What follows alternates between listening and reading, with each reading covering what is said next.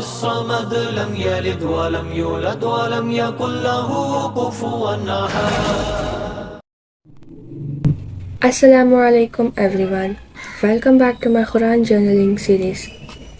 تو آج ہم قرآن پاک کی ایک بہت چھوٹی لیکن پاورفل سورہ کے بارے میں بات کریں گے اینڈ وہ سورہ ہے سورہ اخلاص.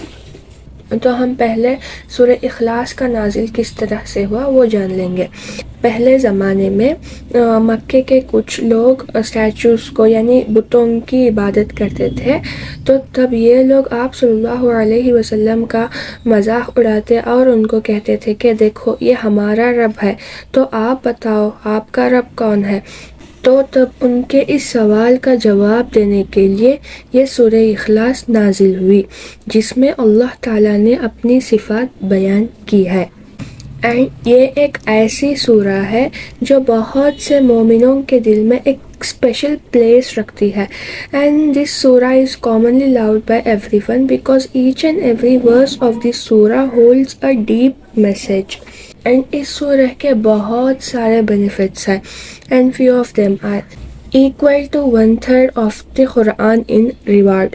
یعنی آپ صلی اللہ علیہ وسلم نے فرمایا کہ جو بھی اس سورہ کو ایک بار پڑھے گا تو اسے 1/3 of the قرآن پڑھنے کے برابر ہوتا ہے، کیونکہ اس سورہ میں توحید کا ذکر کیا گیا ہے، اس لیے اس سورہ کو سورہ اخلاص کہا جاتا ہے. اینڈ دین اس سورہ ایمان کو مضبوط کرتی ہے، یعنی ہمارے ایمان کو طاقتور، ہمارے ایمان کو اسٹرانگ بناتی ہے. اینڈ یہ ایک حفاظت اینڈ برکت کا سورہ ہے.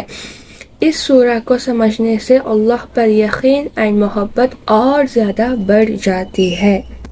تو آئیے ہم اللہ تعالیٰ کے اس خوبصورت کلام پر غور کریں گے. بسم اللہ الرحمن الرحیم. In the name of Allah, the most beneficent and the most merciful. قل هو اللہ احد. قل کا مطلب سے، ہوا ہی، اللہ اللہ، احد مطلب the one.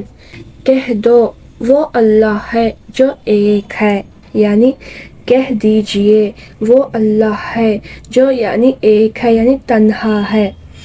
لیکن ادھر کہہ دیجئے یہ کس کو کہا جا رہا ہے؟ آپ صلی اللہ علیہ وسلم سے، کہ اللہ تعالیٰ آپ صلی اللہ علیہ وسلم سے یہ کہہ رہے ہیں کہ آپ سب سے بڑی حقیقت بیان کر دیجئے، کہ لوگوں کو یہ بتائیے کہ اللہ ایک ہے، وہ واحد ہے، وہ معبود ہے اور ہم اسی کی عبادت کرتے ہیں. نیکسٹ، اللہ الصمد. اللہ مطلب اللہ. صمد، ادھر صمد کا مطلب ہے بے نیاز ہے، یعنی انڈیپینڈنٹ، کسی پہ بھی ڈیپینڈ نہیں ہے. سو اس کا مطلب یہ ہے کہ اللہ بے نیاز ہے، لیکن اس کو کسی کی ضرورت نہیں ہے، بلکہ ہم سب لوگوں کو، ہر ایک انسان اس کی محتاج ہوتے ہیں. لیکن وہ ہر چیز پر قادر ہے اینڈ ہر ایک چیز اسے قدرت سے نازل ہے، قدرت سے حاصل ہے. ادھر صمد مطلب انڈیپینڈنٹ ہونا، لیکن اس کو کوئی موت نہیں ہو، نہ کوئی فیملی، اینڈ وہ کچھ بھی بھول نہیں سکتا، کوئی عیب نہ ہو اینڈ اس میں کوئی کمی نہ رہے. وہ بے شک غالب ہے جسے کوئی نقصان نہ ہو سکتا. سو یہ صمد میں یہ ساری چیزیں آتی ہے. سو بے شک اللہ تعالیٰ سب سے پرفیکٹ ہے. لم یلد ولم یولد.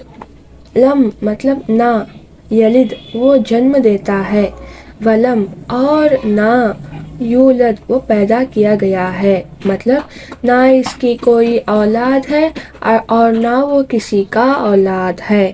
ہی از alone. سو وہ ایک اکیلا ہی ہے، وہ پاک ہے، اس کی نہ کوئی اولاد، نہ ماں، نہ باپ، نہ بیوی، نہ کوئی رشتہ دار، نہ دوست. وہ بالکل ایک اکیلا واحد ہے. اللہ ان تمام رشتوں سے پاک ہے. اور یہ ہے لاسٹ آیت، وَلَمْ يَكُنْ لَهُ كُفُوًا أَحَدٌ. وا مطلب اینڈ، لم نہیں، یکن مطلب ہے، لہو اس کے لیے، کفواً برابر کا، احد کوئی ایک بھی، مطلب نہیں ہے اس کے برابر کا کوئی بھی. No one can be compared to Allah. اللہ کے برابر کوئی نہیں ہے، نہ اس کی قدرت جیسی کسی کی قدرت، نہ اس کا علم اور نہ اس کی رحمت، یہ سب صرف اور صرف اللہ تعالیٰ کا پاور ہے۔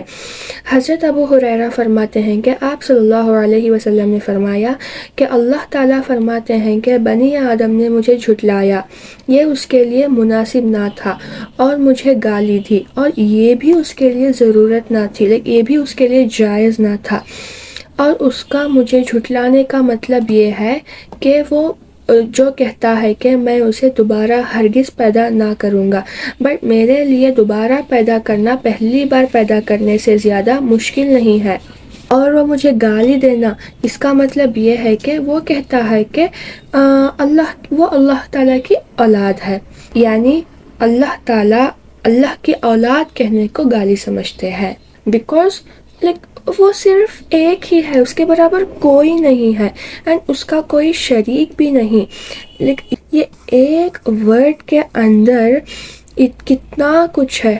تو اس سورہ میں اللہ کا سارا انٹروڈکشن ہے، لٹرلی اگر انسان اس سورہ کو سمجھ کر ورڈ بائی ورڈ سمجھ کر پڑھ لے تو نہ صرف اس سورہ سے بلکہ اللہ تعالیٰ سے بھی محبت ہو جاتی ہے، بیکاز جنرلی انسان کو محبت ہوتی ہے پرفیکٹ چیزوں سے، جس میں کوئی عیب نہ ہو، سو اللہ میں بے شک اللہ میں کوئی بھی کمی نہیں ہے، وہ ہر عیب سے پاک ہے، بلکہ اللہ سے اس سورہ پڑھنے سے اللہ سے محبت اور زیادہ بڑھ جاتی ہے۔